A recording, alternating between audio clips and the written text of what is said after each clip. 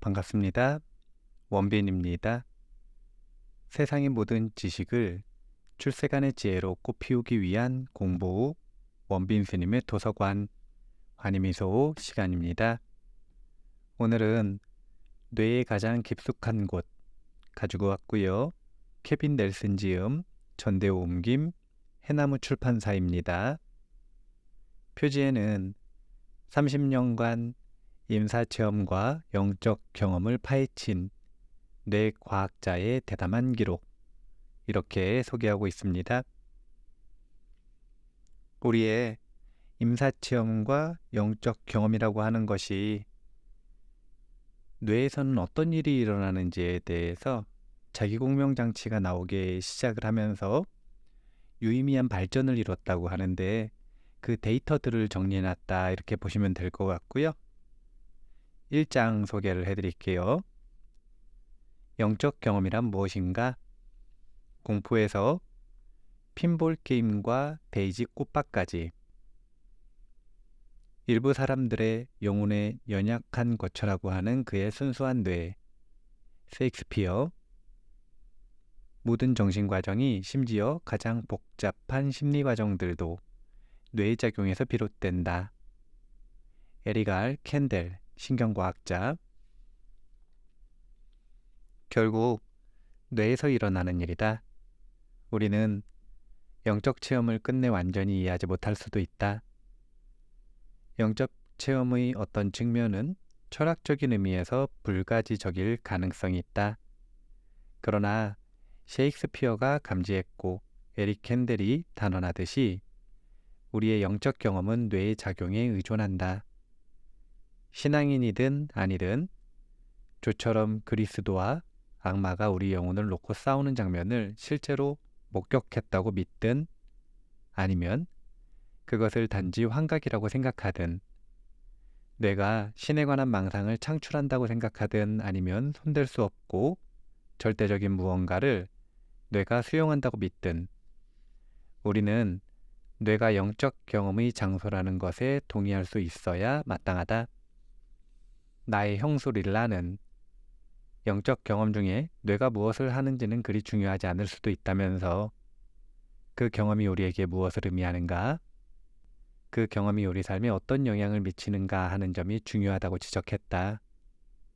형수는 자신의 아버지 잭이 연거푸 심근경색을 겪을 때 그런 생각을 품게 되었다. 잭은 의식이 있는 채로 수술대 위에 놓은 직후에 심장 정지 상태가 된 적도 있었다. 아빠한테 들었는데 아빠는 몸을 벗어났대요. 따스하고 찬란한 빛을 향해 움직이는 느낌이었대요. 릴라가 말했다. 아빠는 아주 편안했고 공포는 전혀 없었대요. 이런 유형의 임사체험을 한 많은 사람과 마찬가지로 흥미롭게도 잭은 그 평온하고 따스한 상태에 머물기를 몹시 원했다고 릴라는 전했다.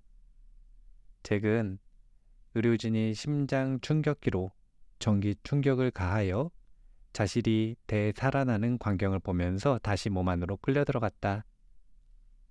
아빠는 전통적인 의미의 종교를 믿은 적이 전혀 없어요, 라고 릴라는 내게 말했다. 이 체험을 한 뒤에 아빠는 열심히 살았어요. 죽음을 전혀 두려워하지 않고 원하는 것을 그대로 했죠. 교회에는 얼씬도 하지 않았어요. 아빠는 독립적이었고 힘이 넘쳤어요. 그럼에도 잭은 죽음이 평화로울 것이고 아빠의 심장이 멈췄을 때 경험한 좋은 에너지를 다시 만날 것임을 알기에 큰 위안을 느꼈다. 정말이지 뇌가 무엇을 하는지는 중요하지 않아요. 설사 아빠가 체험한 것이 일종의 환상이라 해도 나는 그저 고마울 따름이에요. 아빠에게 도움이 되었을 뿐더러 아빠가 마지막 순간에 고통스러울 것이라는 나의 염려까지 씻어주었으니까요. 잭은 비록 신앙인이 아니었지만 가족의 일치된 견해는 그가 영적 체험을 했다는 것이었다. 하지만 그것이 무슨 특징을 지녔기에 영적 체험이라고 하는 것일까? 영적이라는 단어는 오늘날 종종 쓰이지만 그 뜻은 쓰는 사람마다 다르다. 이 단어의 어원은 생명의 숨을 뜻하는 라틴어 스피리투스다. 숨은 보이지 않는 생명의 힘처럼 우리를 살아있게 하므로 생명의 숨이란 그럴듯한 표현이다. 영은 한편으로 살아있는 영혼과 동의어일 수 있고 다른 한편으로 세상에 출몰하는 죽은 이의 유령일 수 있다. 또한 용기, 결의, 에너지를 뜻할 수도 있다. 예컨대 저 서러브레드 종의 말은 대단한 영을 지녔어 라는 표현이 쓰인다. 한편 그 상황의 영과 같은 표현에서 영은 분위기를 뜻하고 법의 영과 같은 표현에서는 심층적인 원리를 가리킨다. 또 영어에서 영의 첫 철자를 대문자로 쓴 스피리트는 기독교의 성령을 의미한다. 대개 영적이라는 단어는 과학적으로 측정할 수 없지만 우리가 그 존재를 믿고 느끼며 곳곳에서 그 흔적이 나타나는 비가시적인 세계와 우리를 연결해주는 인간성의 여러 측면에 적용된다. 초월적인 것 혹은 우리를 깊이 감동시키거나 움직여서 우리보다 더 큰 무언가와 연결해주는 어떤 것에 영적이라는 수어가 붙을 수 있다. 영적 경험을 이야기할 때 나는 주로 이 마지막 의미, 즉 우리가 초월하는 무언가를 경험한다는 의미에 초점을 맞추려 한다. 신경학자의 관점에서 보면 다양한 영적 경험과 그것이 뇌에서 나타나는 방식을 이해하는 일은 막막한 과제다. 다음은 내가 여러 해에 걸쳐 영적 경험의 사례를 수집하면서 나 자신에게 던진 질문의 일부다. 무엇이 영적 경험을 촉발할까? 무엇이 영적 경험의 지속 시간을 결정할까? 무엇이 영적 경험의 강도를 좌우할까? 무엇이 영적 경험의 종결을 가져올까? 경험자는 영적 경험에서 무엇을 기억하고 무엇을 망각할까? 영적 경험에 앞서 나타나는 이상 징후가 있을까? 일반적으로 영적인 것과 무관하다고 여겨지는 징후들, 땀 흘림, 통증, 메스꺼움, 시각 및 청각의 변화, 이 상당수의 사례에서 나타날까? 영적 경험이 일어날 가능성을 높이는 특별한 자세가 있을까? 이런 질문들은 외견상 다양한 유형의 경험이 일어날 때 뇌 기능의 패턴과 공통점을 포착하도록 요구한다. 이제부터 내가 생각하기에 우리 대부분이 영적 경험이라고 동의할 만한 두 가지 사례를 살펴보자. 이 사례들의 촉발 요인은 서로 전혀 다르고 분위기도 두드러지게 다르다. 두 사례는 심리학적 측면, 신경과학적 인과관계의 영성이 지각된 방식에 있어서 뚜렷하게 대비된다. 공포, 위기, 이어서 깨달음. 켄터키주의 재활의학 전문의 클리프는 내가 영적 경험의 사례를 수집한다는 말을 동료에게서 듣고 나에게 연락을 취하여 자신의 경험을 들려주었다. 그가 진료한 19세 남성 환자는 토요일 밤에 대학생 파티를 즐기고 취한 상태로 걸어서 귀가하던 중에 뺑소니 교통사고를 당했다. 그는 심한 뇌손상을 입고 혼수 상태로 여러 주를 보냈다. 마침내 의식을 되찾았을 때 그는 부분마비 증상을 보여 재활 치료를 위해 클리프에게 인계되었다. 그 환자는 결국 충분히 회복되어 도움을 받으면서 거동할 수 있게 되었죠. 클리프가 말했다. 하지만 그의 부모는 아들이 사고를 당한 것에 격노하고 상심했어요. 어떤 이유에서였는지 회복 과정에서 아들이 겪은 사소한 문제를 꼬투리 삼아 나에게 화풀이를 하고 병원을 상대로 소송을 제기하더군요. 결국엔 소송을 취하했어요. 솔직히 말해서 이유가 없었으니까요. 저는 잘못한 일이 없다는 걸 알면서도 어쩔 수 없이 그 부모와 여러 차례 만나서 격론을 벌여야 했습니다. 그 자리에서 그들이 변호사가 나를 꽤나 압박했죠. 병원의 법무팀도 함께 있었고요. 의사로서 제 평판이 위태로운 상황이었어요. 의료진의 간부인 나는 이런 식으로 의사와 환자 사이의 위기 상황이 발생하여 중재를 요청받는 일이 자주 있다. 그런 상황이 관련자 모두에게 얼마나 절박하고 위협적일 수 있는지 잘 안다. 한 번은 환자 가족과의 면담을 앞두고 아주 심하게 긴장했다고 클리프가 말했다. 심장이 쿵쾅거렸어요. 어지럽고 땀이 났죠. 우리는 환자 변호사가 나타날 때까지 기다리고 또 기다렸어요. 견디기 힘들 정도로 긴장되더군요.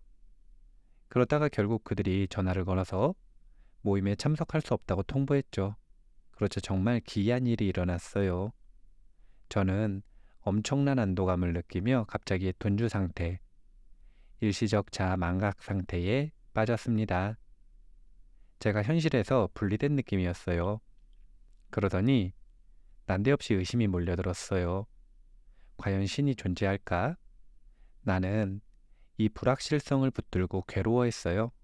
제 의심은 심오한 종교적 느낌으로, 나보다 큰 무언가와 연결된 느낌으로, 내가 실제에 대한 초월적 통찰을 얻었다는 느낌으로, 신이 세계에서 중심 역할을 한다는 깊은 확신으로 이어졌습니다. 클리프는 시력이 강화되기라도 한 것처럼 시야가 밝아졌다고 말했다. 이 경험이 시작될 때 눈앞의 광경이 깨끗이 지워졌다고 그는 표현했다. 그때 클리프는 서 있었다. 주위 사람들은 그가 비정상적인 행동을 보인다는 것을 알아채고 서둘러 그를 방으로 옮겨 의자에 앉혔다. 그는 얼굴이 붉어지고 땀을 흘렸다. 솟구친 혈압이 한동안 떨어지지 않았고 동공이 확대되었다. 클리프는 약 40분 동안 둔주 상태를 오갔다. 정말 특이한 사건이었다. 전무후무한 경험이었다. 환자가 이례적인 발작을 겪고 나면 그 발작에 영적인 요소가 있든 없든 상관없이 통상 시행하는 신경학적 검사 결과 클리프의 뇌는 건강했다. 클리프의 경험은 한눈에 보기에도 명백하게 영적인 듯하다. 하지만 왜 그럴까? 클리프가 신을 생각했기 때문은 아니다. 나는 지금 당장 신을 생각할 수 있지만 그런다고 해서 클리프가 겪은 신앙의 위기와 잇따른 깨달음을 경험하는 것은 아니다. 클리프는 매우 강한 느낌으로 신을 생각했고 그래서 중요한 통찰에 신의 본성에 관한 심오하고 내밀한 진실에 도달했다. 이것은 지적인 과정이 전혀 아니었다. 무엇이 클리프의 경험을 일으켰을까? 그 경험은 왜 그런 형태를 띠었을까? 왜 그렇게 전무후무할 정도로 특이했을까? 클리프가 겪은 뚜렷한 생리적 변화는 그의 뇌에서 일어나는 일을 알아낼 중요한 단서다. 변호사들과 함께 병원 회의실에서 법적인 문제를 이야기하는 상황은 초월적 경험과 어울리지 않아 보일 수도 있다. 아래층의 집중치료실, 조와 같은 환자들이 병상에 누워 생사의 갈림길을 헤매는 곳이야말로 영적 경험이 일어나기에 적합한 장소로 여겨질 수도 있다. 그러나 뇌에서 영적 경험이 일어나느냐 마느냐는 얼마나 큰 위험이 닥치느냐에 달려있는 것이 아닐지도 모른다. 오히려 갑작스럽게 공포를 느끼거나 해소되는 과정이 핵심 요인일 수도 있다. 이 부분 다시 읽을게요. 오히려 갑작스럽게 공포를 느끼거나 해소되는 과정이 핵심 요인일 수도 있다. 종교를 믿는 독자는 이 대목에서 이렇게 반응할지도 모른다. 글쎄요. 신이 그 순간을 선택했다는 것이 핵심 요인 아닐까요? 물론 그럴 수도 있겠지만 만일 어떤 패턴이 존재한다면 바탕에 깔린 원리를 파헤치고 알아내는 일이 과학자의 임무다. 영적 경험의 예를 하나 더 살펴보자. 이 체험은 클리프가 겪은 경험의 요인일 법한 조건과는 사뭇 다른 조건에서 발생했다. 이 일부 독자는 이 체험의 진정성을 의심할지도 모른다. 핀볼과 절대적인 힘. 내가 뉴멕시코 대학교에서 신경과 전공으로 일할 때 함께 근무한 데이브라는 수련이가 있다. 데이브는 순환 근무 중에 신경과에 와 있었다. 수련 과정의 일환으로 데이브는 신경과 환자를 돌보는 법을 배워야 했고 나는 선배 전공으로서 그를 가르치고 감독할 책임이 있었다. 우리는 때때로 일찍 업무를 마치고 간호국에 앉아 커피를 마시며 환자나 스포츠 혹은 자연스럽게 간호사들에 대해서 이야기를 나눴다. 어느 날 우리의 대화는 예상 밖으로 흘러갔다. 왜 그랬는지 확실히 기억나지 않지만 나는 그 유능하고 젊은 수련이에게 내가 영적 경험의 사례를 수집하고 있다고 말했다. 내가 임상의사로서 객관적인 태도를 견지하리라고 느껴서인지 데이브는 이상한 이야기로 들리겠지만 자신이 학부생 시절의 영적 경험이라고 생각되는 일을 겪었다고 말했다. 5월의 어느 금요일 그가 공부를 막 마치려는 때에 엘버커키에서 남쪽으로 130km쯤 떨어진 소코로의 뉴멕시코 공과대학에 다니는 친구 월이 찾아왔다. 윌은 이미 학기를 끝낸 뒤여서 우리 둘 다 파티를 즐길 형편이 되었죠. 데이브는 약간 멋쩍은 듯이 고백했다. 우린 LSD를 조금 집어넣었고 대마초도 좀 피웠어요. 그런 다음 거리로 나가서 핀볼 게임장에 갔어요.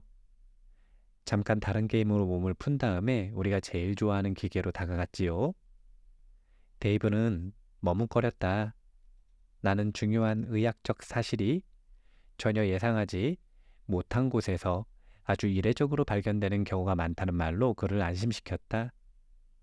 데이브가 내 관심의 진정성을 느끼고 말을 이었다. 핀볼 기계는 벽에 매달려서 쿵쾅거리는 대형 스피커 바로 밑에 있었어요. 기계는 조종관이 여러 개 있고 공을 쳐올리는 노처럼 생긴 장치는 2개, 공은 한꺼번에 여러 개가 나올 수도 있었어요. 윌은 조종관으로 논을 움직이고 기계를 조작해서 묵직한 은색 구슬이 밑으로 떨어지지 않고 게임이 계속되도록 했어요. 구슬이 이리저리 돌아다니면서 목표물을 맞추자 점수가 올라갔지요. 그러다가 기계가 2번째 구슬을 놓치자 게임이 화끈 달아올랐어요. 머리 위 스피커는 록밴드 후가 부른 다시는 속지 않을 거야를 토해냈고요. 그때 정말 이상한 일이 벌어졌어요. 구슬 2개가 피트 다운샌드의 파워코드 연주에 정확하게 박자를 맞춰서 완충장치와 노 사이를 오가더라고요. 간호사들은 업무에 바빴지만 이야기를 하면서 들뜬 데이브의 모습을 한두 명이 호기심 어린 표정으로 바라보았다. 그는 목소리를 낮춰서 말을 이었다. 윌은 기타 독주와 똑같은 박자로 노를 움직여서 계속 구슬을 살렸어요. 그 놀라운 일치는 로저 달트리의 옛 두목과 똑같은 새 두목을 만나라는 구절을 노래할 때 절정에 도달했어요. 그 가사를 듣는 순간 저는 순간적으로 우주를 지배하는 절대적이고 무한한 힘 안으로 휩쓸려 들어가는 느낌에 압도되었어요. 모든 것을 지배하면서 결코 변화하지 않는 두목. 그 경험이 얼마나 지속되었죠? 내가 물었다. 한 3초 정도요. 구슬은 쏜살같이 돌아다녔어요. 그러다가 노래가 끝남과 동시에 2노 사이로 빠져버렸죠. 우리는 서로를 바라봤어요. 우리가 방금 특이한 사건을 목격했다고 느꼈으니까요. 저도 윌처럼 절대적인 힘과 진실을 경험했는지는 모르겠어요. 하지만 노래와 구슬의 리듬이 놀랍도록 조화를 이룬 것은 윌도 알아차렸어요. 지금 돌이켜보면 그 경험의 정체가 무엇인 것 같아요? 잘 모르겠어요. 하지만 제가 무언가 특별한 것과 마주쳤다는 것처럼은 분명해요. 지금도 나는 그것이 심오한 진실이라고 느껴요. 겉보기 얌전하기 그지없는 데이브에게 그런 과거가 있으리라고 짐작하는 사람은 아무도 없었을 것이다. 그는 옷차림과 태도가 의사다웠다. 내가 보기에 그는 신뢰할 만하고 성실했다. 나는 이야기를 들으면서 거의 반응하지 않았다. 이야기를 받아들이고 정보를 수집하는데 집중했다. 그가 나에게 아주 사적인 경험을 털어놓은 것이니까 내가 더 많은 논평을 해야 했다는 생각은 그날 나중에야 들었다. 구술의 운동과 음악 사이의 박자일치가 실제가 아니었다고 가정해보자. 데이브는 구술의 운동, 음악, 가사의 일치를 통해 무언가 특별한 것과 마주쳤다. 그 일치는 약물에 의해 변형되어 초월적인 무언가가 되었다. 당시의 신경과 동료들이 데이브의 이야기를 들었다면 그의 경험이 약물에 의해 유발되고 신경화학적으로 강화되었을 가능성이 높은데도 진정한 영적 경험으로 인정했을까? 영적 경험의 진정성을 평가할 때 인위적인 요인이나 강화 물질을 중요하게 고려해야 할까? 아니면 나의 형수 릴라의 의견대로 중요한 것은 오로지 초월적인 경험 그 자체일까? 오늘 읽을 부분 다 읽었거든요. 이 책은 뇌의 가장 깊숙한 곳이라는 제목을 가지고 있는데요. 영적 경험, 임사체험, 이런 다양한 신비체험이 일어날 때 두뇌에서는 어떤 일이 벌어지는가라고 하는 것을 탐구하고 그리고 힌트를 얻고 그에 따라 학문 체계를 만들어가고 하는 과정 전반을 기술하고 있는 책이다. 이렇게 보시면 될 것 같습니다. 관심 있는 분들은 한 번쯤 읽어보셨으면 좋겠습니다. 또 소개할 부분이 있으면 한 번 더 소개할게요. 마무리하겠습니다. 세상의 모든 지식을 출세간의 지혜로 꽃피우기 위한 공부, 원빈 스님의 도서관, 환희미소 시간이었습니다. 감사합니다.